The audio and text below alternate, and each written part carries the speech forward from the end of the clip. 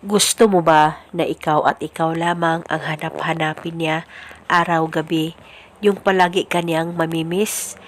Lalong-lalo na kung hindi kanya nakikita o nakakausap araw-araw, kahit sa cellphone man lang kung LDR kayong dalawa.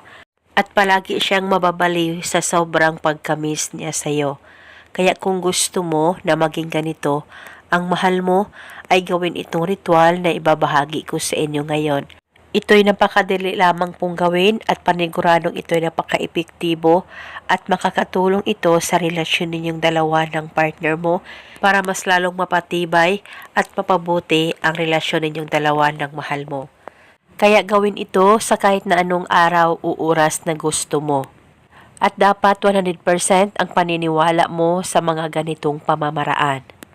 Ang gagawin mo lamang, kunin mo ang cellphone mo at hanapin mo ang larawan niya dyan sa cellphone mo. Dapat may larawan ka sa kanya. Pwede ka rin gumamit ng actual photo niya kung meron kayo. At pagkatapos, pakatitigan mo lamang ito ng maigi, mag-focus at mag-concentrate ka. At dapat wala kang ibang iniisip kundi ang target lamang.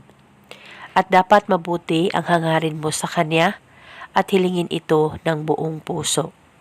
At habang ikaw ay nakatitig sa larawan niya, ay ibulong mo ang mga salitang ito.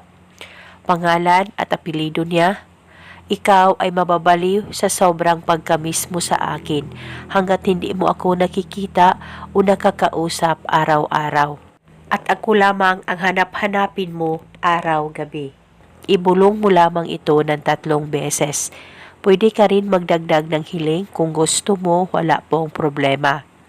At pagkatapos, halikan mo lamang ng 3 beses ang larawan niya dyan sa cellphone mo o actual photo niya na ginamit mo sa ritual.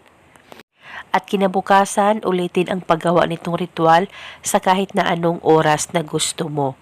At gawin ito hanggang kailan mo gusto. At eto muna sa ngayon, maraming salamat po sa panunood. May God bless us all.